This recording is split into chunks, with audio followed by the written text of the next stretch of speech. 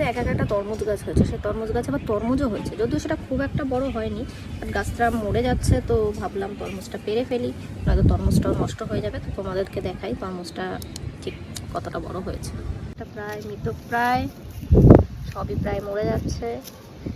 তো এই হলো আমাদের তরমুজ, যেটা আজকে আমি পেরে ফেলবো।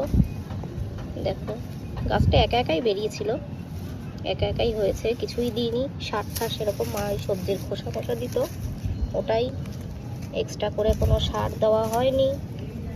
তো কেটে ফেললাম। দেখো আমাদের গাছের তরমুজ। তো এটাকে আজকে আমি কাটবো না, এটা পুজোয় দেবো, তারপরে খাবো। গাছের প্রথম তরমুজ বলে কথা, ঠাকুরকে না দিয়ে খেলে আবার ঠাকুর পাপ দেবে। তো আমরা গাছে যেই ফলই হয় না কেন আমরা ঠাকুরকে দিয়ে তারপরেই খাই। এখানে আমার মার ফলটা কেটে নিচ্ছে, দেখো ফলটা কাটার পরে একদম লাল টুকটুকে হয়ে গেছে, মানে তরমুজটা পুরো পেকে গিয়েছিল, দেরি করলে হয়তো নষ্ট হয়ে যেত। যাই হোক একা একা হয়েছে, একা একার মতন সাইজটা একটু ছোট, বাট তাও ঠিক আছে। নিজেদের গাছের ফল বলে কথা, ছোট হোক বড় হোক তবুও আমার।